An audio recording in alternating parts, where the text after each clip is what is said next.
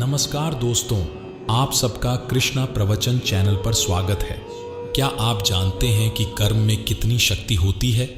ये शक्ति इतनी विलक्षण है कि भगवान भी आपके सामने झुक जाते हैं। इस वीडियो में हम कर्म की अद्भुत शक्ति के बारे में जानेंगे। हम देखेंगे कि कैसे कर्म हमारे जीवन को आकार देते हैं और हमें सफलता और खुशी की ओर कैसे ले जाते हैं। यह वीडियो उन लोगों के लिए प्रेरणादायी होगा जो जीवन में सफलता प्राप्त करना चाहते हैं और अपनी नियति बदलना चाहते हैं। भागवत गीता में कर्म का विषय गहनता से दर्शाया गया है। युद्ध क्षेत्र में अर्जुन के मोह और भ्रम को दूर करते हुए भगवान श्री कृष्ण कर्मयोग का सार बताते हैं। कर्मयोग का अर्थ है कर्म करते हुए फल की चिंता न करना, केवल कर्तव्य पर ध्यान केंद्रित करना। कर्म की शक्ति को समझने के लिए आइए अध्याय 2 से श्लोक 47 पर नजर डालें। कर्म फल हेतुर्ना सज्जो न सकर्म फलकांक्षी, स्वकर्म कर्म कुर्वद्ध स्वराह्य स्वराह्य। इसका अर्थ है कि कर्म करने वाला व्यक्ति फल की इच्छा से प्रेरित न हो। कर्म का उद्देश्य केवल कर्तव्य का पालन करना और अपना योगदान देना होना चाहिए। कर्म की शक्ति का अर्थ है कि कर्म हमारे जीवन को आकार देने में महत्वपूर्ण भूमिका निभाता है। सकारात्मक कर्म हमें सफलता और खुशी दिलाते हैं, जबकि नकारात्मक कर्म हमें दुख और पछतावे की ओर ले जाते हैं। कर्म योग हमें सिखाता है कि हम अपने कर्मों के माध्यम से अपना भाग्य बना सकते हैं। यह हमें जीवन में आने वाली चुनौतियों का सामना करने और अपने लक्ष्यों को प्राप्त करने के लिए प्रेरित करता है। जब कोई आपसे नफरत करने लग जाए तो समझ लेना कि वो आपका मुकाबला नहीं कर सकता। लाख ज़माने की डिग्रियां हासिल कर लो, लेकिन जिस इंसान में बोलने की तमीज़ नहीं है वो अनपढ़ के बराबर है। किसी ने मुझसे पूछा कि सब कुछ जानकर भी चुप कैसे रह लेते हो। मैंने कहा, कोई अपने मतलब के लिए कितना गिर सकता है, बस ये देखना अच्छा लगता है। इसीलिए उस इंसान के साथ ज़्यादा वक्त बिताओ जो आपको हर वक्त खुशी और प्यार देना चाहता हो। चालाकियाँ करनी नहीं आती मुझे, लेकिन हाँ, मुझे समझ में सब कुछ आता है। तुम धोखेबाज हो ये तो हम जानते थे, लेकिन तुम कितना गिरोगे बस यही देखना चाहते थे। बहुत गहरी नदी बिना आवाज़ के बहती है, इसी तरह कुछ बहुत गहरे दुख बिना आंसुओं के भी होते हैं। जो आपको छोड़कर गए हैं वो भी वापस आएंगे। आप एक बार कामयाब होकर तो देखो। ठीक उसी खाली लिफाफे की तरह होते हैं कुछ रिश्ते जिनके भीतर कुछ भी नहीं होता और हम उन्हें संभाल संभाल कर रखते हैं। बुरा तो सबको लगता है, लेकिन कुछ लोग दर्द छुपाना जानते हैं। एक झूठे व्यक्ति की यही सज़ा होती है कि जब वो सच बोलता है तो उस पर कोई विश्वास नहीं करता। प्रेम और मौत में बस यही समानता होती है कि ना वो उम्र देखती है, ना वक्त देखती है और ना जगह देखती है। ज़्यादा अपनापन दिखाने वाले लोग एक दिन बता देते हैं कि वो पराये हैं। इंसान सबसे ज़्यादा चिंता तब करता है जब वो खुद के लिए कम और दूसरों के लिए ज़्यादा जीता है। इंसान का बड़प्पन उसकी हैसियत नहीं, उसकी इंसानियत तय करती है। इंसानियत बेबस हो जाती है। किसी पत्थर दिल इंसान के आगे गुरूर के अंधे लोग देख नहीं पाते। शमशान ऐसे लोगों की राख से भरा पड़ा है जो समझते थे कि दुनिया उनके बिना चल नहीं सकती। तुम चलने का हौसला तो करो, दिशाएं बहुत है। कांटों की फिक्र मत करो, क्योंकि तुम्हारे साथ दुआएं बहुत है। शब्द तो दिल से निकलते हैं, दिमाग से तो सिर्फ मतलब निकलते हैं। आलस्य से सावधान रहो, तुम इसे आज का दिन देते हो और वो तुमसे कल का दिन चुरा लेता है। सिर्फ एक बहाने की तलाश होती है, निभाने वाले को भी और जाने वाले को भी। जिस व्यक्ति का दिल साफ होता है वही व्यक्ति सबसे ज्यादा रोता है। दुनिया मतलबी है, बुरी है तो होने दो। बस आप अपनों के लिए अच्छे और सच्चे बनो। ईश्वर आपका कभी बुरा नहीं करेगा। बुरे वक्त से कभी मत घबराना, क्योंकि जिंदगी अचानक कहीं से भी अच्छा मोड़ ले सकती है। वक्त और किस्मत पर कभी घमंड मत करना, क्योंकि सुबह उनकी भी होती है जिनके दिन खराब होते हैं। जिंदगी में एक दूसरे के जैसा होना जरूरी नहीं, लेकिन एक दूसरे के लिए होना बहुत ज़रूरी होता है। झूठ भी कितना अजीब है ना, खुद बोलो तो अच्छा लगता है, दूसरा बोले तो गुस्सा आता है। शर्म की अमीरी से इज्जत की गरीबी अच्छी है। किसी के बुरे वक्त पर हंसने की गलती मत करना, ये वक्त है चेहरे याद रखता है। एक छोटी सी लड़ाई से हम अपना प्यार खत्म कर लेते हैं, इससे तो अच्छा है कि हम प्यार से लड़ाई को ही खत्म कर दें। जब इंसान की ज़रूरत बदल जाती है तो उसका आपसे बात करने का तरीका भी बदल जाता है। यदि किसी दुखी व्यक्ति के चेहरे पर हंसी आती है और उसकी वजह अगर आप हो, तो मान लेना आपसे अधिक महत्वपूर्ण व्यक्ति इस दुनिया में और कोई नहीं है। अगर कोई आप पर आंख बंद करके भरोसा करे तो आप उसका भरोसा तोड़कर उसे ये एहसास मत कराओ कि वो अंधा है। जब ऊपर वाला आपसे कुछ वापस लेता है तो ये मत सोचो कि उसने आपको दंड दिया है। हो सकता है उसने आपका हाथ खाली किया हो कुछ पहले से बेहतर देने के लिए। जो लोग जितना ज़्यादा दूसरों से उम्मीद लगाते हैं, सबसे ज़्यादा दिल उन्हीं लोगों का टूटता है। किसी की सलाह से रास्ते ज़रूर मिलते हैं, लेकिन मंजिल तो खुद की मेहनत से ही मिलती है। दिल साफ करके मुलाकात की आदत डालो, धूल हटती है तो आईने भी चमक उठते हैं। कमाल होते हैं वो लोग जो अपना सब कुछ खोकर भी दूसरों को खुश रखते हैं। किसी ने खूब सही कहा है, खुशियां आए तो जिंदगी में छक लेना मिठाई समझकर, जब गम आए तो वो भी कभी खा लेना दवाई समझकर। दोस्तों, भगवान सिर्फ उन्हीं की मदद करते हैं जिनके कर्म अच्छे होते हैं, जिनके कर्म का उद्देश्य अच्छा होता है और जो दूसरों को सुख पहुंचाने के लिए काम करते हैं। दोस्तों, धन्ना जी का जन्म एक सामान्य किसान परिवार में हुआ था। इनके पिताजी खेती करते थे और गायों का पालन किया करते थे। एक दिन धन्ना जी के परिवार के कुलगुरु, जिनका नाम था पंडित त्रिलोचन, वे तीर्थ यात्रा करके लौटे थे और कुछ दिनों के लिए धन्ना जी के घर पर रुक गए। पंडित त्रिलोचन जी शालिग्राम भगवान की सेवा किया करते थे। वो बड़े भाव से भगवान शालिग्राम की शिला की सेवा करते थे। उनको पुष्प चढ़ाते, उन्हें भोग लगाते और भगवान को भोग लगाने के बाद ही वो भोजन ग्रहण करते थे। बालक धन्ना पंडित जी को ये सब करते हुए देखता था। उसे भगवान की सेवा बड़ी अच्छी लगती थी। जब पंडित जी भगवान की सेवा करते तो धन्ना को बड़ा ही सुकून मिलने लगता। कुछ दिनों के बाद जब पंडित जी जाने लगे, तब बालक धन्ना पंडित जी से शालिग्राम भगवान के लिए जिद करने लगा। कहने लगा कि मुझे ठाकुर जी चाहिए, परंतु पंडित जी अपने ठाकुर जी छोटे से बालक को कैसे दे सकते थे। धन्ना जी को उनके माता पिता ने बहुत समझाया, परंतु धन्ना जी नहीं माने।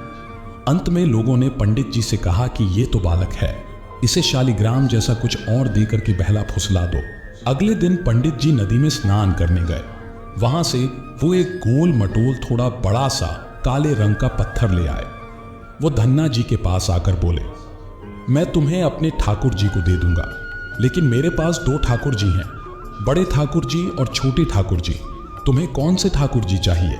धन्ना जी ने झट से जवाब दिया, मुझे तो बड़े ठाकुर जी चाहिए। पंडित जी भी यही चाहते थे। तब पंडित जी ने धन्ना जी को वो बड़ा काला पत्थर बड़े ठाकुर जी बताकर दे दिया। अब ठाकुर जी को पाकर धन्ना जी बहुत प्रसन्न हो गए, बड़े खुश हो गए। वो बड़े भाव से उनकी सेवा करने लगे। जब धन्ना जी गाय चराने खेतों की तरफ जाते तो ठाकुर जी को अपने साथ ले जाते।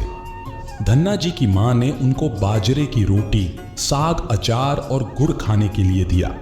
अब धन्ना जी ने भी निश्चय किया कि वो भी पंडित जी की तरह ही ठाकुर जी को जब तक भोग नहीं लगाएंगे और जब तक ठाकुर जी को खिला नहीं लेंगे, तब तक वो खुद भी भोजन नहीं करेंगे। धन्ना जी जब खेत में पहुंचे तो प्रेम से ठाकुर जी को पुकार कर कहने लगे कि ठाकुर जी, जब तक आप भोग नहीं खाएंगे तब तक मैं भी भोजन नहीं करूंगा। धन्ना जी ने निश्चय किया कि जब तक ठाकुर जी प्रकट होकर भोग नहीं लगाते, वो भी भोजन का एक टुकड़ा भी ग्रहण नहीं करेंगे। जब ठाकुर जी ने भोग नहीं लगाया तो धन्ना जी ने शाम को वो रोटी गाय को खिला दी। 3 दिन तक ऐसा ही चलता रहा। न ठाकुर जी भोग लगाते और न धन्ना जी भोजन करते। चौथे दिन की बात है, धन्ना जी की माता फिर से रोटी लेकर आई। अब धन्ना जी खेतों में जाकर जोर जोर से रोने लगे और ठाकुर जी से गुहार लगाने लगे। वो बोले, आप तो बड़े ठाकुर जी हैं, आपको तो लोग रोज 56 प्रकार का भोजन खिलाते होंगे, परंतु मैं तो बालक हूं, 3 दिन से भूखा हूं और परेशान हूं। क्या आपको मुझ पर दया भी नहीं आती? मुझ पर दया करके ही थोड़ा सा भोग लगा लो, जिससे मैं भी कुछ खा सकूं, क्योंकि पंडित जी ने कहा था कि आपको खिलाए बिना मैं कुछ नहीं खा सकता, इसीलिए पहले आप खा लो, इसके बाद ही मैं खाऊंगा। धन्ना जी के भोलेपन से की गई प्रार्थना को सुनकर भगवान श्री कृष्ण साक्षात प्रकट हो गए। अपने ठाकुर जी को देखकर धन्ना जी बहुत प्रसन्न हो गए। उन्होंने ठाकुर जी को मां की दी हुई बाजरे की रोटी, साग और गुड़ खाने को दे दिया। ठाकुर जी बड़े चाव से रोटी खाने लगे। 4 रोटी में से 2 रोटी ठाकुर जी ने खा ली। अब ठाकुर जी तीसरी रोटी खाने लगे। तब धन्ना जी ने उनका हाथ पकड़ लिया और कहा, सारी रोटियां आप ही खा जाएंगे क्या? मुझे भी तो भूख लगी है, तो मैं कैसे खाऊंगा? मैं तो 4 दिनों से भूखा हूं, मैंने कुछ भी नहीं खाया है। 2 रोटी आपने खा ली, अब 2 रोटी मेरे लिए छोड़ दो। इसके बाद ठाकुर जी मुस्कुराने लगे और बची हुई 2 रोटियां धन्ना जी ने खाई, जो ठाकुर जी ने छोड़ी थी। अब तो उनका ये रोज का नियम बन गया था। धन्ना जी जब भी गाय चराने जाते तो भोजन खेत में जाकर ठाकुर जी के साथ ही करते थे। एक दिन ठाकुर जी ने धन्ना जी से कहा कि तुम रोज मुझे रोटी खिलाते हो, मैं मुफ्त में रोटी नहीं खाना चाहता था, मैं तुम्हारा कोई काम कर दिया करूंगा। धन्ना जी ने कहा, मैं तो बालक हूं, केवल गाय ही चरात हूं, मैं आपको क्या काम बता सकता हूं? तब ठाकुर जी ने कहा कि मैं तुम्हारी गाय ही चरा दिया करूंगा। उस दिन के बाद से ठाकुर जी धन्ना जी की गाय चराने लगे। एक दिन धन्ना जी ने ठाकुर जी से पूछा, आप मुझे अपने हृदय से क्यों नहीं लगाते? तब ठाकुर जी ने कहा, मैं तुम्हें प्रत्यक्ष हो गया हूं, लेकिन पूरी तरह से मैं तब मिलता हूं जब कोई सद्गुरु जीव को अपना लेता है। अभी तुमने अपने किसी गुरु की शरणागति ग्रहण नहीं की है, इसीलिए मैं तुम्हें अपने हृदय से नहीं लगा सकता। तब धन्ना जी बोले, मैं तो जानता नहीं कि गुरु किसे कहते हैं, फिर मैं अपना गुरु कैसे बनाऊं? ठाकुर जी बोले, काशी में जगत गुरु श्री रामानंदाचार्य मेरे ही स्वरूप में विराजमान हैं, तुम जाकर उनकी शरण ग्रहण करो। ठाकुर जी के कहने के अनुसार धन्ना जी ने काशी जाकर रामानंदाचार्य जी की शरणागति कर ली। उस समय धन्ना जी की आयु लगभग 15-16 साल के आसपास थी।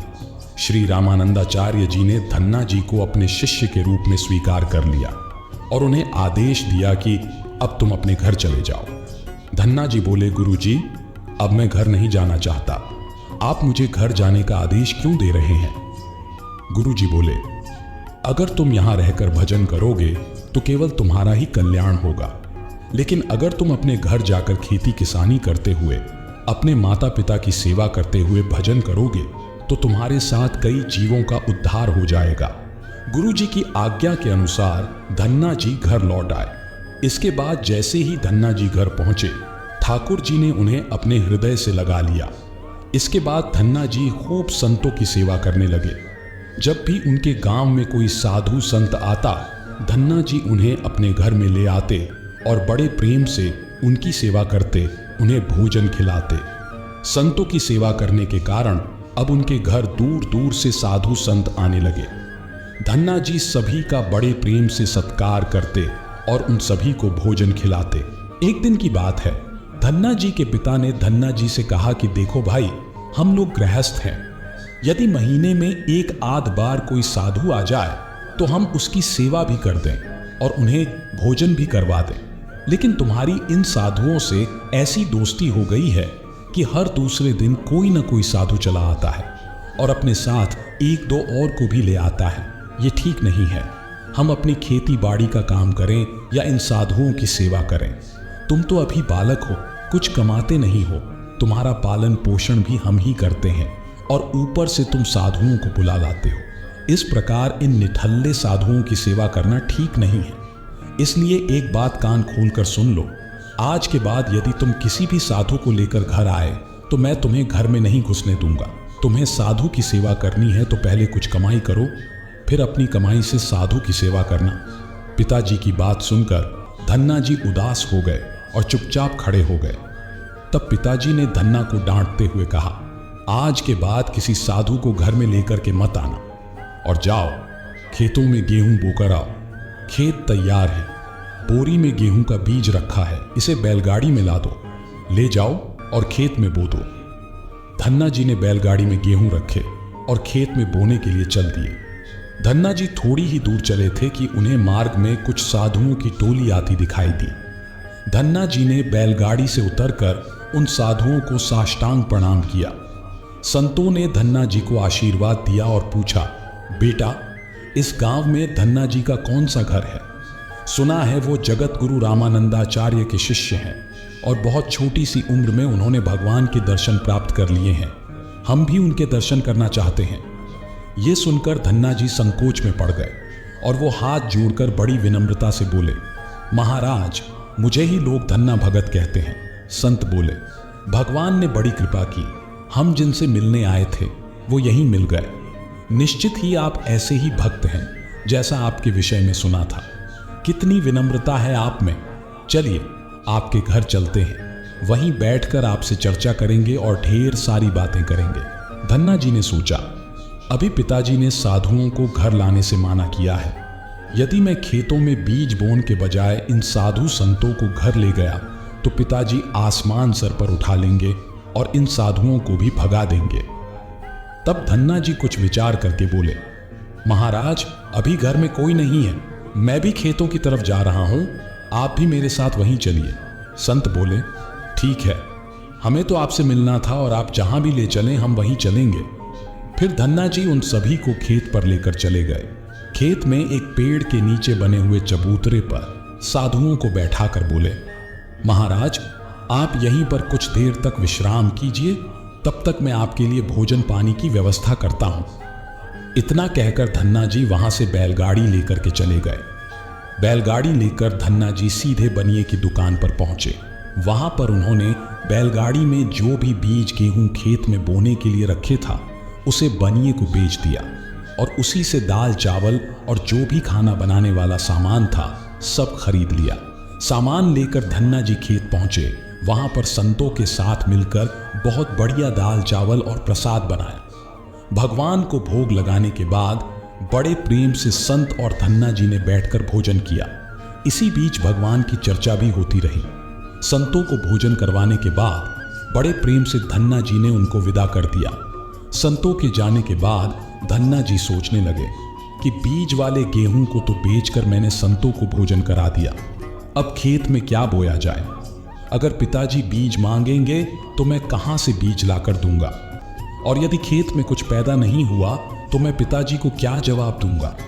यही सोचकर धन्ना जी ने बोरी में रेत भरी और आसपास के लोगों को दिखाने के लिए रेत को खेत में बोने लगे। सुबह से शाम तक सारी बोरियां जो रेत की बनाई थी, धन्ना जी ने वो रेत खेतों में छिड़क दी।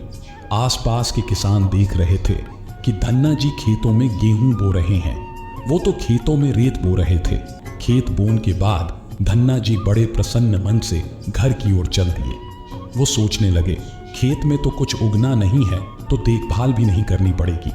धन्ना जी जब घर पहुंचे तो पिताजी ने पूछा कि खेत बो आए? धन्ना जी बोले कि पिताजी, मैं खेत बो आया हूं। कुछ दिन बीते। धन्ना जी के पिताजी और गांव के कुछ बड़े बूढ़े लोग धन्ना जी के पास आए और बोले कि तुमने कैसा खेत बोया है, ऐसी फसल तो हमने अपने जीवन में आज तक नहीं देखी।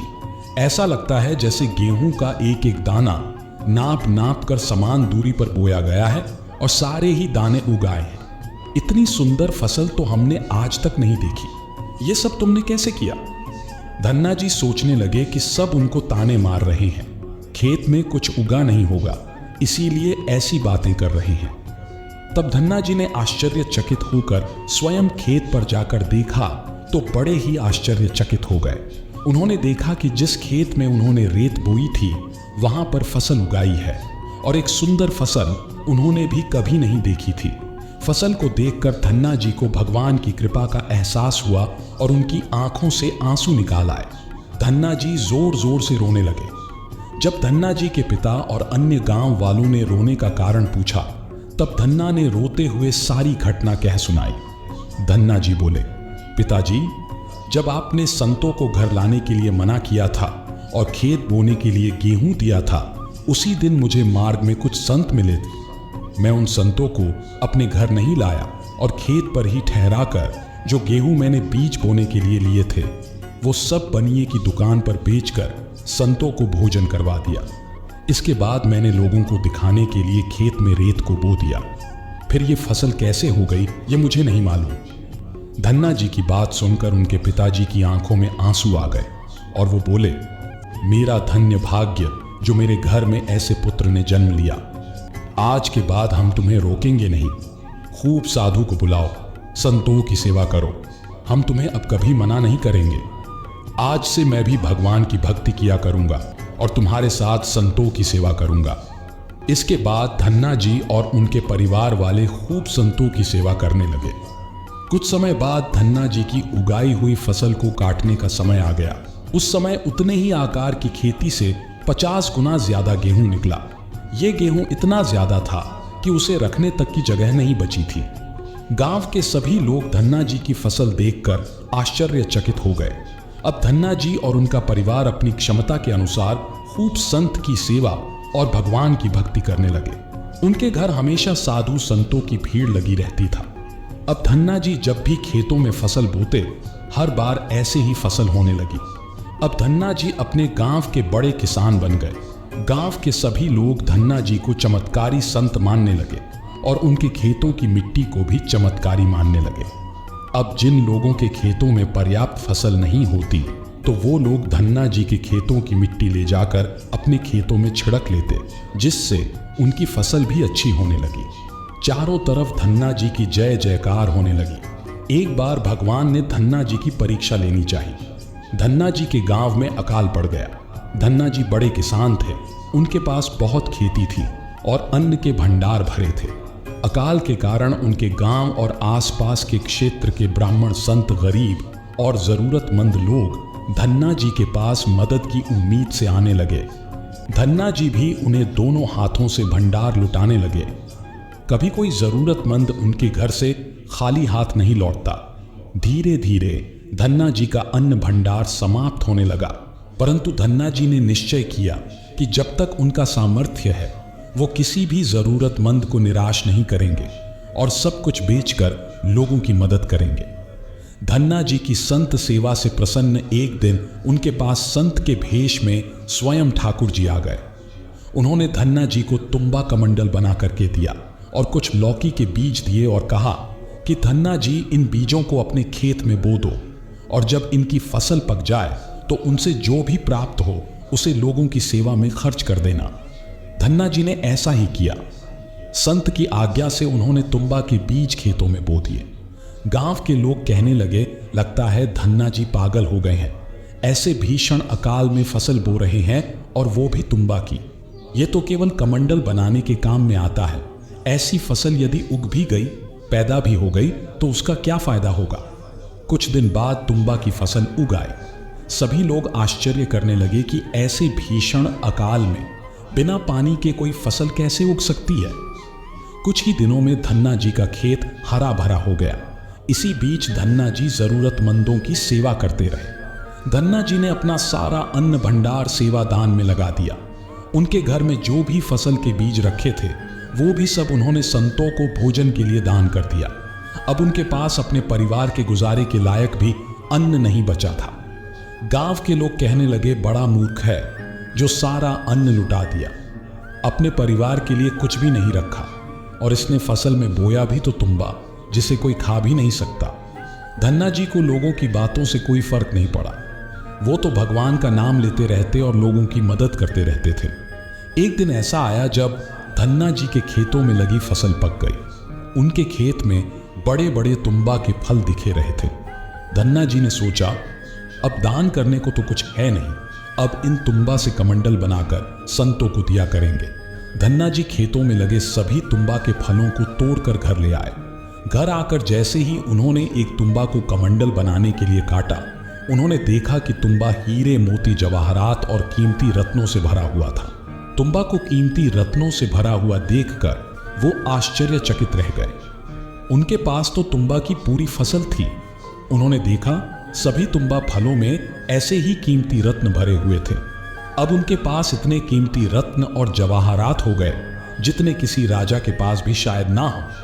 इस चमत्कार को देखने के बाद धन्ना जी को उस संत की याद आई जिन्होंने तुम्बा के बीज दिए थे। उसे संत ने कहा था कि इस फसल से जो भी प्राप्त हो उसे लोगों की सेवा में लगा देना। अब धन्ना जी उस धन से लोगों की सेवा करने लगे।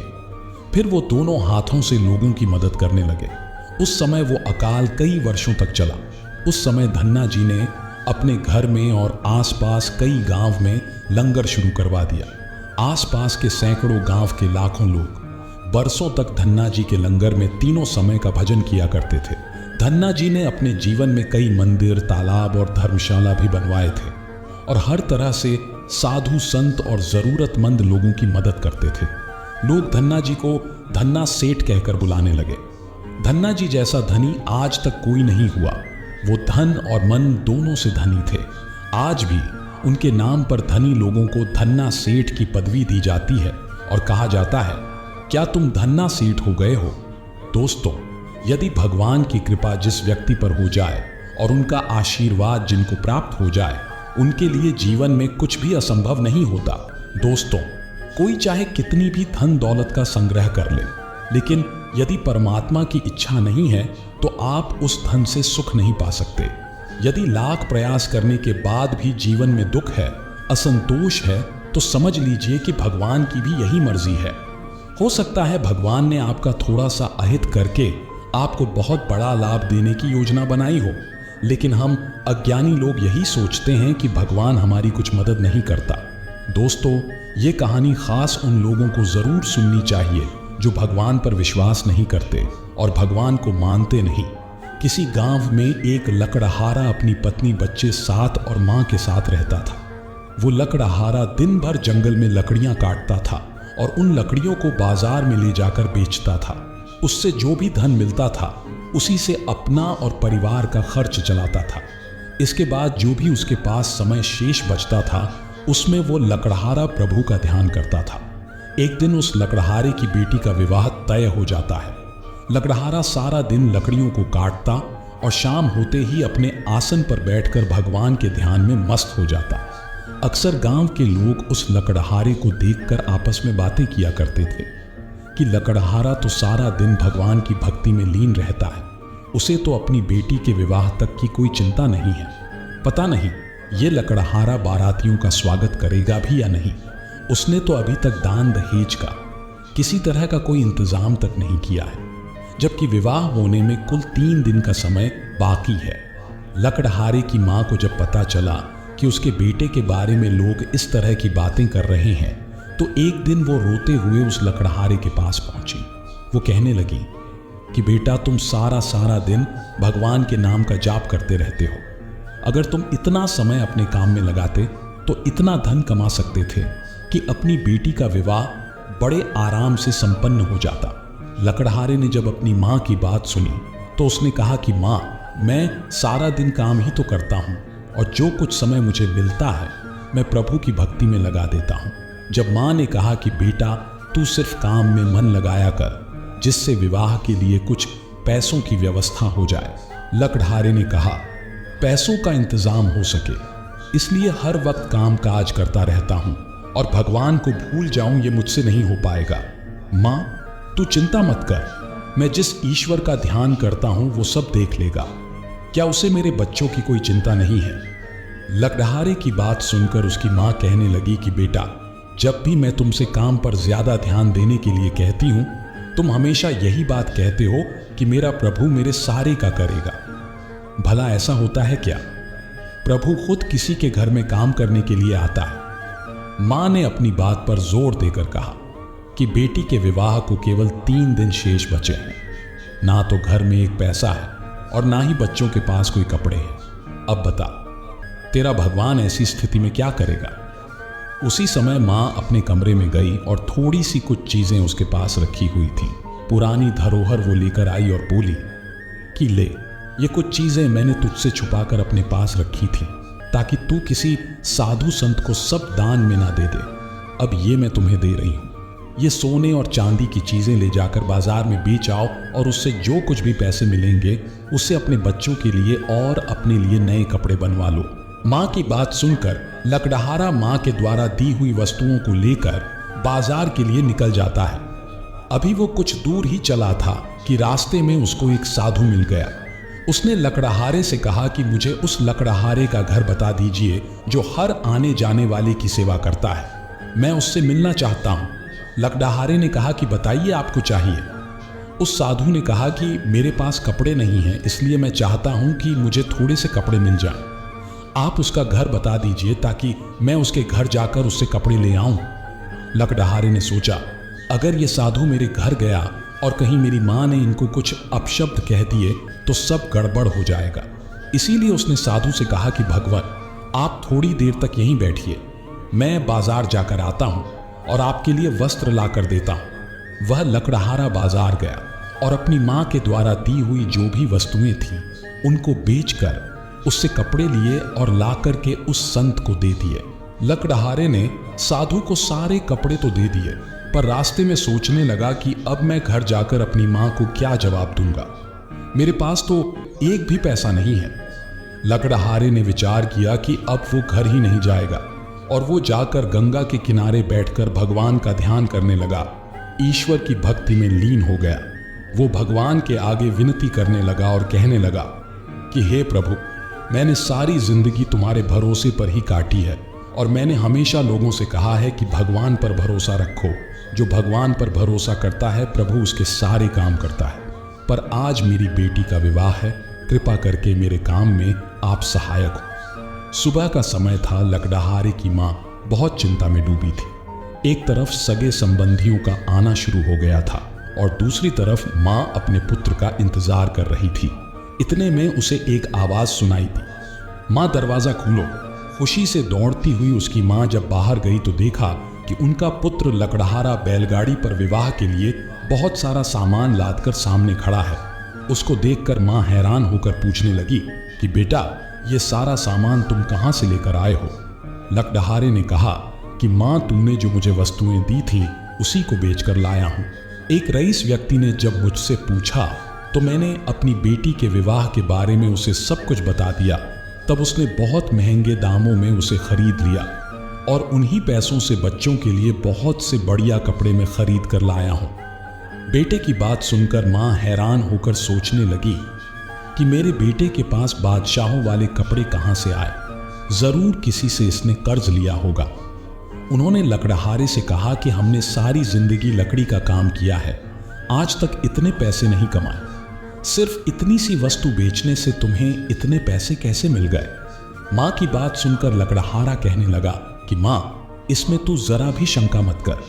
तूने मुझे जो वस्तुएं दी थी वो बहुत महंगे दामों में बिकी हैं, मेरा विश्वास करो। इतना कहकर उस लकड़हारे ने सारा सामान अपने घर पर रख दिया। कुछ समय के बाद जैसे ही बारात आई तो बड़े ही शाही अंदाज से उनका स्वागत किया गया। उन्हें किसी प्रकार की कोई कमी नहीं होने दी गई। पूरा गांव विवाह के अवसर पर उस लकड़हारे के घर में पहुंच गया और कुछ तो ऐसे लोग भी थे जो सिर्फ उस लकड़हारे की इज्जत उछलते हुए देखना चाहते थे।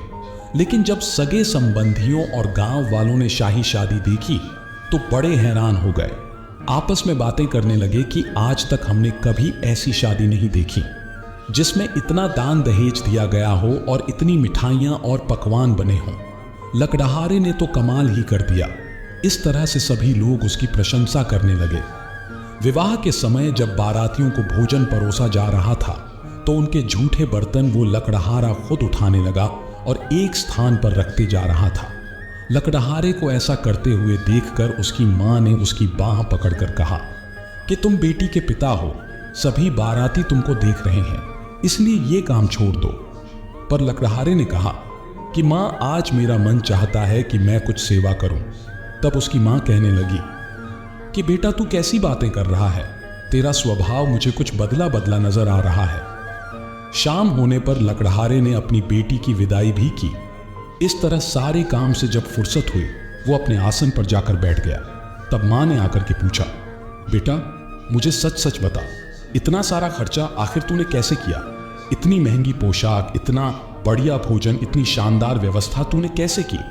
ये सब देखकर हमारे पड़ोसी और संबंधी सब के सब हैरान रह गए। लकड़हारे ने कहा कि मां, अब मैं बहुत थक चुका हूं, सुबह होते ही मैं आपको सब कुछ बता दूंगा। सारी रात माँ यही सोचती रही और चिंतित थी कि उसका बेटा कुछ बदला बदला नजर आ रहा है। पहले तो उसने मुझसे कभी कोई बात नहीं छुपाई और ना ही मैंने उसके पास कभी इतने पैसे देखे, और अचानक से आज मेरा बेटा इतना धनवान कैसे हो गया। इस तरह से सोचते सोचते जब दिन निकला तो माँ अपने बेटे के कमरे में गई। वहां अपने बेटे को ना पाकर उसे ढूंढने लगी, पर लकड़हारे का कोई पता नहीं था। जब माँ ने सगी संबंधियों से अपने बेटे के बारे में पूछा तो वो कहने लगे कि तुम रात को अपने बेटे से बहस तो कर रही थी, हो सकता है कि वो कहीं नाराज हो गया हो और अपने घर से कहीं चला गया हो। माँ को याद आया कि उसका बेटा जब नाराज होता है तो गंगा नदी के तट पर चला जाता है। माँ दौड़ी दौड़ी गंगा नदी के पास पहुंचती है। वह देखती है कि उसका बेटा चुपचाप सिर झुकाए हुए शांत मुद्रा में बैठा हुआ है। माँ ने जोर से हिलाकर कहा कि बेटा, तुमने अपनी बेटी का इतना शानदार विवाह किया और अब तू मेरी छोटी सी बात का बुरा मानकर घर से चला आया। आखिर मैं तेरी माँ हूं। मेरे मन में अगर कोई दुविधा है तो क्या तुझसे पूछने का भी मुझे कोई अधिकार नहीं है? सभी रिश्तेदार, पड़ोसी और तेरे मित्र तेरी कितनी प्रशंसा कर रहे हैं। वो बातें कर रहे हैं कि उस लकड़हारे की बेटी का विवाह तो देखने योग्य था। सारे गांव में चारों तरफ तेरा ही गुणगान हो रहा है और तू मेरी जरा सी बात का बुरा मानकर यहां आकर बैठ गया है। ऐसी बातें सुनकर वो लकड़हारा हैरान हो गया। वो एकदम से उठ खड़ा हुआ और पूछने लगा कि मां, मैं तो मन ही मन अपने आप को धिक्कारता हुआ 3 दिन से घर नहीं गया। यहीं पर बैठकर ध्यान लगा रहा हूं। मैं नहीं समझ पा रहा हूं कि मेरी बेटी का आखिर विवाह कैसे हो गया। मां भी हैरान होकर के कहने लगी, पुत्र, सारा विवाह तो तुमने खुद अपनी उपस्थिति में किया है। बैलगाड़ी में सारा सामान तू खुद खरीद कर लाया था। अपने हाथों से अपनी बेटी का कन्यादान तूने किया है, तो फिर अब ऐसी अजीब सी बहकी बहकी बातें क्यों कर रहा है? मां ने कहा, बेटा, अगर तू मुझसे नाराज है तो पहले घर चल, वहीं चलकर मैं तुझसे पूरी बात करूंगी। इस तरह लकड़हारा अपनी मां की बात मानकर अपने घर की तरफ चल पड़ा। रास्ते में कुछ लोग उसकी तारीफ कर रहे थे कि ऐसी शादी तो आज तक किसी ने नहीं देखी। ना तो किसी ने इतना दान दहेज दिया और ना ही किसी ने इतनी सारी मिठाई और पकवान बनवाए। लकड़हारा सोचता जा रहा था कि कहीं वो लोग मेरा मजाक तो नहीं बना रहे हैं। घर पहुंचते ही वहां का नजारा देखकर वो बिल्कुल हैरान हो गया। उसका पूरा घर चमचमा रहा था। लकड़हारा सोचने लगा, जब मैं 3 दिन से घर आया ही नहीं तो मेरी अनुपस्थिति में इन सबके अनुसार घर में फिर कौन था जो मेरा ही रूप बनाकर सारा काम करके चला गया। लकड़हारे ने अपनी मां से कहा कि मां, मुझ पर विश्वास करो, मैं तो 3 दिन से घर आया ही नहीं। तूने मुझे जो चीजें दी थीं सोने चांदी की बेचने के लिए, उसे मैंने बाजार में बेचा तो था, पर मैंने रास्ते में किसी साधु के मांगने पर उन्हें कपड़े खरीद कर दे दिए थे। इसके बाद जब मेरी जेब में 1 पैसा भी नहीं बचा तो मैं फिर किस तरह से अपने घर को आता और बेटी के ससुराल वालों को क्या जवाब देता? मैं तो पिता होने के नाते अपना फर्ज भी नहीं निभा सका। तब मां ने कहा, याद कर बेटा, जब तू कल बारातियों के झूठे बर्तन उठा रहा था तो मैंने तेरा हाथ पकड़कर काम करने से तुझे मना किया था। क्या तुझे ये भी याद नहीं है? इतना सुनकर लकड़हारे की आंखों में आंसुओं की धारा बहने लगी।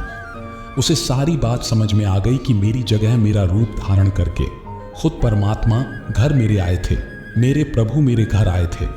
फिर वो सोचने लगे कि वो भगवान कितना दयालु है जो अपने सेवक की इज्जत बचाने के लिए खुद सेवक बनकर अपने भक्त के घर खुद काम करने के लिए चला जाता है। इस तरह अपने भक्तों की रक्षा करता है। मां ने पूछा, बेटा, अगर वो तू नहीं था तो कौन था जो तेरे रूप में सारा काम संवार गया? लकड़हारे ने अपनी मां की बात सुनी तो कहने लगा, मां, तू अक्सर मुझसे गुस्सा होकर कहती थी कि इतनी भक्ति करके क्या मिलेगा? क्या प्रभु भी किसी के काम खुद करने आते हैं? जिस प्रभु ने मुझे अपनी भक्ति में लगाया है वही प्रभु मेरा रूप बनाकर मेरे घर का सारा काम करके चला गया। ये वचन सुनकर मां ने कहा, तू ठीक कहता है, खुद प्रभु ने ही हमारी लाज रखी है। इतना कहकर उसकी मां की आंखों से आंसुओं की धारा बहने लगी। दोस्तों, इंसान निस्वार्थ भाव से यदि भगवान की भक्ति करता है तो फिर भगवान ऐसे भक्तों को कभी मुसीबत में फंसने नहीं देते। भगवान हमेशा अपने भक्त की मदद करते हैं। भगवान तो सबकी मदद करते हैं। लेकिन जिस तरह से एक पिता के लिए उसका कोई एक विशेष पुत्र प्यारा होता है और जो उसका कहना मानता है, उसकी आज्ञा का पालन करता है, उसी तरह से जो भगवान को जितना याद करता है, भगवान पर जितना विश्वास उसका होता है, भगवान से जितना वो प्रेम करता है, उतना ही भगवान भी उससे प्रेम करते हैं। समय और समझ दोनों एक साथ बस किस्मत वालों को ही मिलते हैं, क्योंकि अक्सर समय पर समझ नहीं आती और समझ आने पर समय निकल जाता है। क्रोध आने पर चिल्लाने के लिए ताकत नहीं चाहिए, मगर क्रोध आने पर चुप रहने के लिए बहुत ताकत चाहिए। जब तक किसी अपने से धोखा ना मिले तब तक समझ ही नहीं आता कि जिंदगी क्या है। हमारा हारना तब जरूरी हो जाता है जब लड़ाई अपनों से हो, और जितना तब जरूरी होता है जब लड़ाई अपने आप से हो। घर को आबाद या बर्बाद करने के लिए घर का एक सदस्य ही काफी होता है। छोड़ दिया मैंने लोगों के पीछे चलना, क्योंकि मैंने जिसको जितना ज्यादा इज्जत दी उसने मुझे उतना ही गिरा हुआ समझा। अकेले चलने वाले घमंडी नहीं होते, वो दरअसल हर काम में अकेले ही काफी होते हैं। आपकी सबसे बड़ी जिम्मेदारी ये है कि आप खुद को हमेशा खुश रखिए। थोड़ा झुकने से अगर रिश्ता टूटने से बचता है तो झुकना ही बेहतर है, क्योंकि अकड़ तो सब में होती है, लेकिन झुकता वही है जिसे रिश्तों की फिक्र होती है। कसूर तो बहुत किए जिंदगी में, पर जहां सजा मिली वहां हम बेकसूर थे। किसी का हाथ तभी पकड़ना जब आप उसका साथ अच्छे से निभा सकते हो। जिन्हें गलत ही समझना होता है वो आपके मौन का भी गलत ही अर्थ निकालते हैं। उन्हें अपना समझने से क्या फायदा जिनके अंदर आपके लिए कोई अपनापन ही ना हो।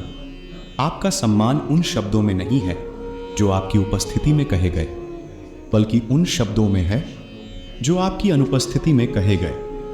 हजारों में से भी मुझे वो एक शख्स चाहिए जो मेरी गैर मौजूदगी में भी मेरी बुराई ना सुन सके। शर्त थी रिश्तों को बचाने की, और यही वजह थी मेरे हार जाने की। रुलाने वाले अक्सर वही होते हैं जो कहते हैं हंसते हुए बहुत अच्छे लगते हो। जब दर्द और कड़वी बोली दोनों सहन होने लगे तो समझ लेना आपको जीना आ गया। कहाँ खर्च करूं अपने दिल की दौलत, यहाँ तो सब भरी जेबों को सलाम करते हैं। कोई इतना अमीर नहीं कि अपना पुराना वक्त खरीद सके, और कोई इतना गरीब नहीं कि अपने आने वाले कल को नहीं बदल सकता। जिंदगी में कभी खुद को किसी इंसान का आदी मत बनाना, क्योंकि इंसान बहुत खुदगर्ज है। जब आपको पसंद करता है तो आपकी बुराई भूल जाता है, जब आपसे नफरत करता है तो आपकी अच्छाई भूल जाता है। जो व्यक्ति अपनी सोच नहीं बदल सकता वो कुछ नहीं बदल सकता। आज मैंने सच से पूछा तो क्यों मौन है? वो उदास होकर बोला, अब मेरी सुनता कौन है? कभी कभी हम किसी के लिए उतना जरूरी भी नहीं होते जितना हम खुद को मान लेते हैं। हमारी खामोशी को हमारा घमंड मत समझना।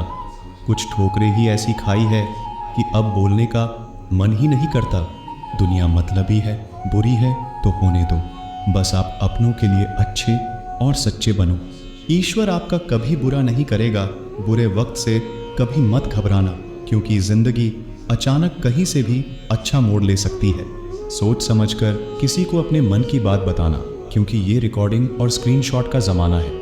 ये ज़रूरी नहीं कि रोज़ बात हो, पर जब भी हो दिल से हो।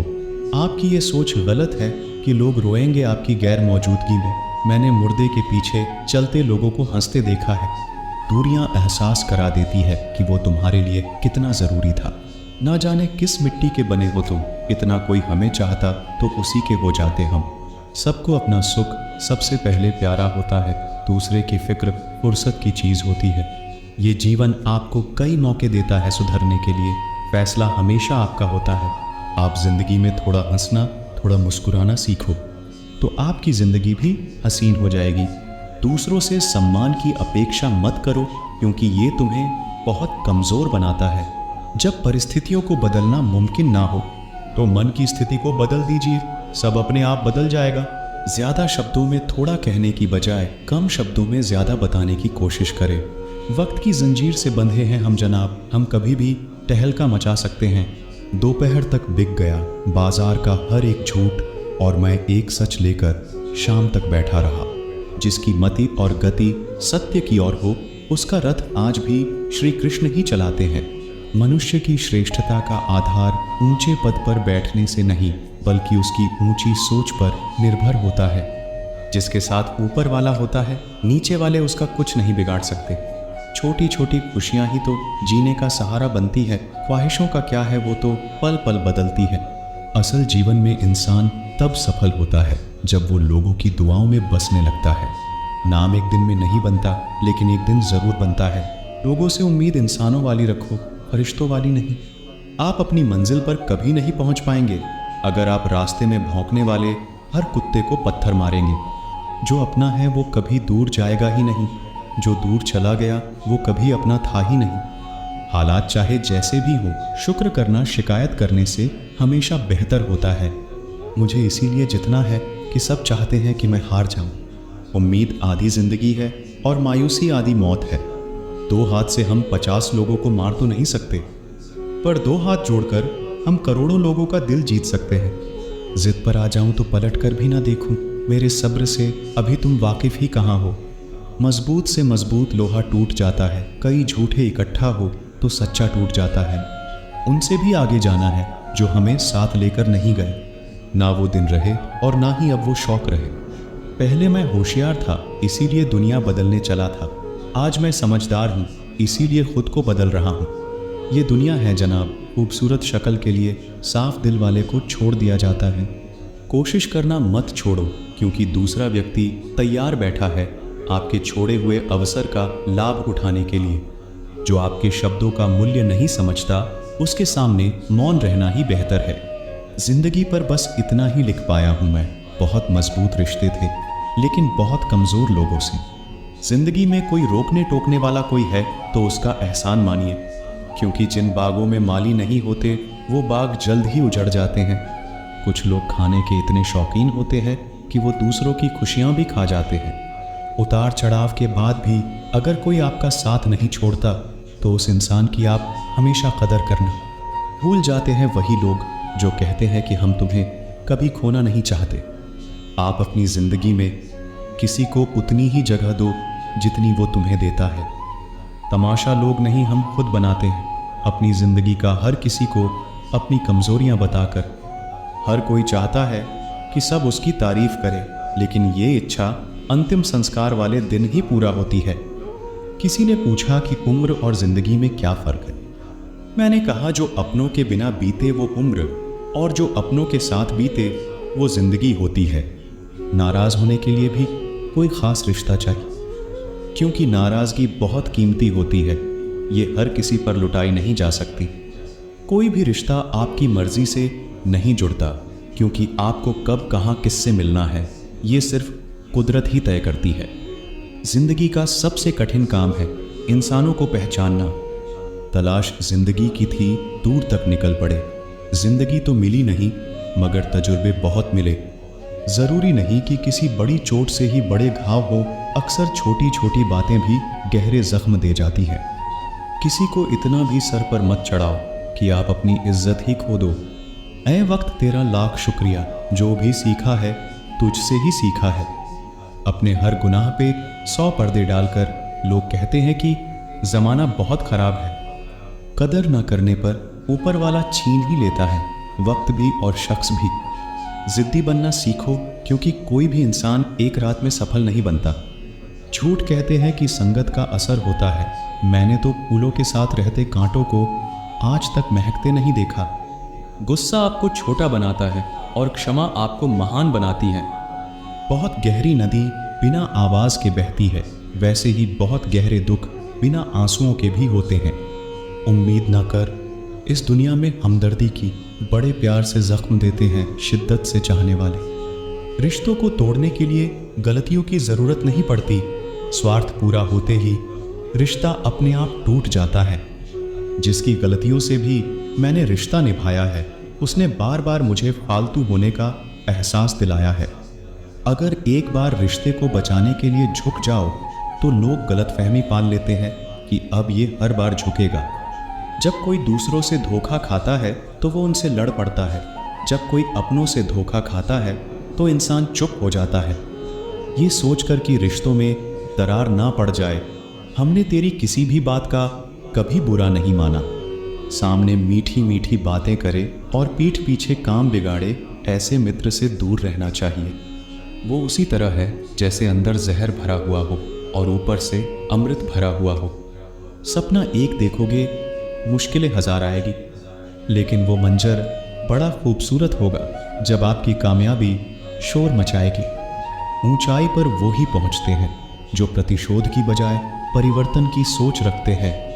जिस इंसान की सोच और नीयत अच्छी होती है, भगवान उसकी मदद करने किसी न किसी रूप में जरूर आते हैं। ये कलयुग है, यहाँ लोग अपनी परेशानी से कम दूसरों की खुशी से ज्यादा दुखी होते हैं। समय के साथ बदल जाना बहुत जरूरी होता है, क्योंकि समय बदलना सिखाता है, रुकना नहीं। जब किसी व्यक्ति को किसी अपने से धोखा मिलता है तो वो किसी भी इंसान पर भरोसा करने से पहले 1000 बार सोचता है। एक बार पूरे मन से किया गया प्रयास सैकड़ों अधूरे प्रयासों से ज्यादा प्रभावी होता है। याद रखिए, जिंदगी खुशहाल होती नहीं है, उसे खुशहाल बनाना पड़ता है।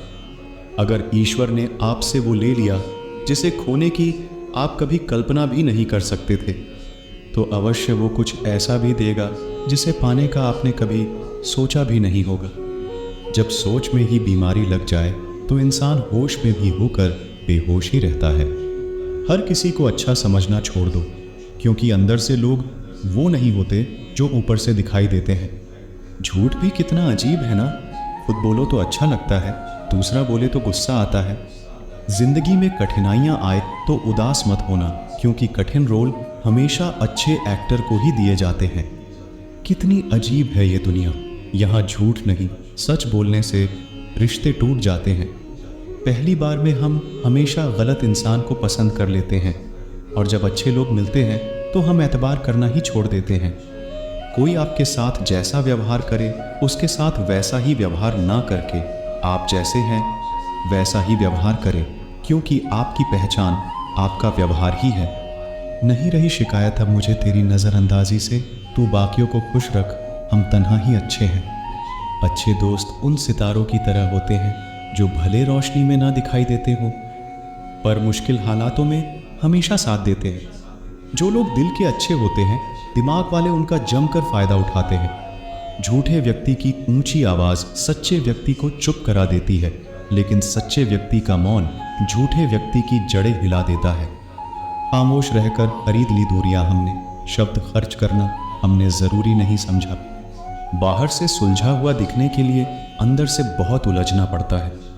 दुनियादारी से रूबरू हुआ तो ये पता चला कि जिस्म में ज़मीर होना उतना ज़रूरी नहीं जितना कि जेब में पैसा होना ज़रूरी है।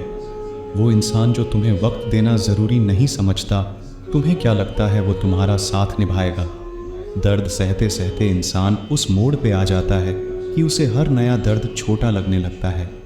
वक्त जब करवट लेता है तो बाजियां नहीं जिंदगी बदल देता है। तमाशा सच का ही होता है, झूठ की तो हमेशा तारीफ ही होती है। छोटी छोटी बातें दिल में रखने से बड़े बड़े रिश्ते कमज़ोर पड़ जाते हैं। गलत सोच और गलत अंदाज़ा इंसान को हर रिश्ते से दूर कर देता है। जहां अपने साथ छोड़ देते हैं, कामयाबी भी वहीं से शुरू होती है। अकेले छोड़ने वालों को ये बताना ज़रूरी है कि आप अकेले ही बहुत हैं। कभी कभी जंग जीतने के लिए ज़िंदगी भी दांव पर लगानी पड़ती है। वफादारी मिलेगी हर रिश्ते में, जब बात होठों से नहीं नोटों से होगी। सिर्फ दिखावे के लिए अच्छा होना बुरे होने से भी बुरा होता है। बड़ी जीत हासिल करनी है तो छोटी मोटी हार से कभी मत डरना। हम अकेले ज़रूर हैं, लेकिन किसी के चमचे नहीं हैं। अच्छा इंसान तब बुरा बनता है जब उसकी अच्छाई का ये दुनिया मजाक बना देती है। सांसों में अगर जीत का नशा हो तो जख्म कहाँ मायने रखते हैं। तुम नफरत ही करो हमसे, क्योंकि मोहब्बत की तुम्हारी औकात नहीं है। खुद से दोस्ती हुई तो पता चला कि मुझे मुझसे बेहतर और कोई नहीं जानता। ये महंगाई का दौर है दोस्तों, अब रिश्ते सिर्फ मुनाफा देखते हैं। जिनसे मिलकर तू गुरूर करता है वो हमसे मिलने के लिए तरसते हैं। जो रिश्ते गहरे होते हैं वो अपनेपन का शोर नहीं मचाते। आप बस अपनी जेब गर्म रखना, लोग हमेशा ठंडे रहेंगे। जिंदगी के खेल में हार ना मानना जिंदगी की सबसे पहली शर्त होती है। जीवन में अगर सम्मान चाहिए तो थोड़ा अहंकार तो रखना ही होगा। दुश्मन चाहे कितने भी हो, पर दोगला यार एक भी ना हो। दूर देखने के चक्कर में बहुत कुछ करीब से गुजर जाता है। दुनिया में सबसे खुश वो लोग हैं जो ये जान चुके हैं कि दूसरों से किसी भी तरह की उम्मीद करना बिल्कुल बेकार है। जहां इज्जत और वक्त भी मांग कर मिले, उस रिश्ते में रहना बिल्कुल भी ठीक नहीं। बहुत महंगा पड़ा औरों के लिए जीना, उम्र भी खर्च हुई और कुछ हाथ भी नहीं लगा। आप अपने आप को दुखी बना लो या मजबूत बना लो, दोनों में मेहनत एक बराबर लगती है। अब मर्जी आपकी है कि आप खुश रहना चाहते हो या दुखी रहना चाहते। दुनिया की कुल आबादी 800 करोड़ हो गई है, फिर भी हर इंसान अंदर से बिल्कुल अकेला है। किसी के साथ दूर तक जाओ, फिर देखो अकेले वापस लौट कर आना कितना मुश्किल होता है। जिसमें सच बोलने की क्षमता होती है, सबसे ज्यादा नफरत उसी को मिलती है। किसी के अंदर प्रेम जगाकर उसे छोड़ देना उसकी हत्या करने के समान है। किसी को सिर्फ इतना ही इग्नोर करो कि उसे आपकी कमी महसूस हो, इतना भी नहीं कि वो आपके बिना जीना ही सीख जाए। मंजिल उन्हें नहीं मिलती जिनके ख्वाब बड़े होते हैं, बल्कि मंजिल उन्हें मिलती है जो जिद पर अड़े होते हैं। इंतजार अगर दो तरफा हो तो ही अच्छा लगता है। लोहे को कोई भी नष्ट नहीं कर सकता, उसे खुद का जंग नष्ट करता है।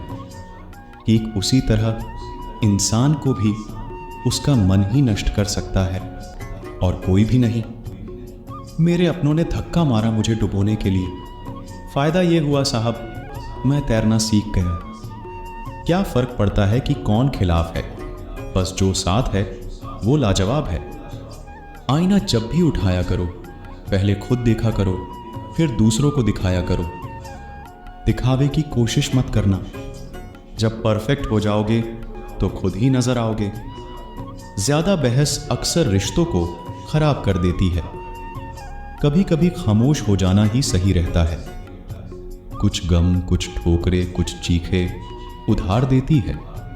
कभी कभी जिंदगी मौत आने से पहले ही मार देती है। कभी भी अपनी भावनाओं को ऐसे व्यक्ति पर बर्बाद मत करें जिसे आपकी भावनाओं की कोई कदर नहीं। किसी ने पूछा, सब जानकर भी चुप कैसे रहते हो? मैंने कहा, कोई अपने मतलब के लिए कितना गिर सकता है, बस ये देखना चाहता हूं। किसी भी रिश्ते का अंत तब होता है जब एक का हद से ज्यादा प्यार और परवाह दूसरे को बोझ लगने लगता है। गैरों पर कौन गौर करता है? बात जब भी चुभती है, अपनों की ही चुभती है। हम ठुकराए हुए लोग हैं साहब। थोड़ी कोई अहमियत देने लगे तो उसे अपना समझ लेते हैं। जो मासूम लोग होते हैं ना, वो गुस्से में भी रोने लग जाते हैं। झूठ के दिलासे से सच्चाई का थप्पड़ बेहतर होता है। इज्जत उसकी करी जाती है जो इज्जत देता है, उसकी नहीं जिसे इज्जत से बात करना भी ना आता हो। अकेले कैसे रहा जाता है? कुछ लोग यही सिखाने के लिए हमारी जिंदगी में आते हैं। अगर आपकी लाइफ में कोई ऐसा है जो कहे कि तू चिंता मत कर, मैं हर तरीके से तेरे साथ हूं, तो आपने अपनी जिंदगी में सच्चे रिश्ते कमाए हैं। आज कल के इंसान दिल से नहीं, जरूरत से रिश्ता बनाते हैं। कभी कभी नए लोग भी पुरानों से ज्यादा वफादार मिल जाते हैं। अहंकार सत्य को स्वीकार नहीं करता है और सत्य को जानने वाला अहंकार नहीं करता है। रिश्ता रखना हो तो अच्छाई बयां करते रहो और खत्म करना हो तो सच्चाई बयां कर दो। जो रास्ता तुम्हारा नहीं, वो मंजिल भी तुम्हारी नहीं है। किसी इंसान के पीछे भागकर अपनी वैल्यू कम मत करो। जो आपका होगा वो आपको छोड़ के कहीं नहीं जाएगा। लोगों को खुश करते करते तुम्हारी जिंदगी बीत जाएगी, लेकिन आप उन्हें कभी खुश नहीं कर पाओगे। इसीलिए अपने लिए और अपनी खुशियों के लिए जीना शुरू करो। वक्त अगर हमेशा एक सा रहता तो अपने और परायों की पहचान कैसे होती? जब विश्वास जुड़ता है तो पराये भी अपने हो जाते हैं, और जब विश्वास टूटता है तो अपने भी पराये हो जाते हैं। बात कड़वी है मगर सच्ची है। उधार दीजिए मगर सोच समझ कर। अपने ही पैसे आपको भिखारी बनकर मांगने पड़ते हैं, और अगला सेठ बनकर तारीख पर तारीख देता जाता है। बातें तो हर कोई समझ लेता है, पर मुझे वो इंसान चाहिए जो मेरी खामोशी को समझ सके। एक मुर्दे ने क्या खूब कहा कि ये जो मेरी मौत पर रो रहे हैं, अभी अगर उठ जाऊं तो जीने नहीं देंगे। हक की बात बोलने के लिए कलेजा चाहिए, तलवे चाटने के लिए तो जीभ ही काफ़ी है। जो लोग आपकी सही बातों का भी गलत मतलब निकालते हैं, उनको सफाई देने में अपना समय बर्बाद करना आपकी मूर्खता है। जब हम समत्व का भाव रखते हैं तो नकारात्मक विचारों का प्रभाव कम होता है। श्री कृष्ण का कहना है कि हमें अपनी आत्मा को जानना चाहिए। आत्मा अमर और शांत है। जब हम अपनी आत्मा से जुड़ते हैं तो चिंता और नकारात्मक विचार गायब हो जाते हैं। ईश्वर में विश्वास और भक्ति हमें शक्ति और सांत्वना प्रदान करती है। जब हम ईश्वर के प्रति समर्पित रहते हैं तो चिंता और भय दूर हो जाते हैं। हम अक्सर परिणाम की चिंता में इतना डूब जाते हैं कि अपने वर्तमान को भूल जाते हैं। श्री कृष्ण के अनुसार वर्तमान में पूरी तरह से जीना और अपने कर्तव्यों को सही तरीके से निभाना ही सही रास्ता है। कई बार हमारी चिंता इस बात से होती है कि हम भविष्य में क्या करेंगे या क्या होगा। श्री कृष्ण ने कहा कि यह चिंता व्यर्थ है, क्योंकि भविष्य हमारे नियंत्रण में नहीं है। हमें सिर्फ अपने वर्तमान पर ध्यान देना चाहिए और पूरी मेहनत और ईमानदारी से अपने कार्य को पूरा करना चाहिए। ध्यान और योग के माध्यम से हम अपने मन को नियंत्रित कर सकते हैं और चिंता को दूर कर सकते हैं। जब हमारा मन शांत और स्थिर होगा, तब हम अपनी समस्याओं का समाधान भी आसानी से ढूंढ पाएंगे।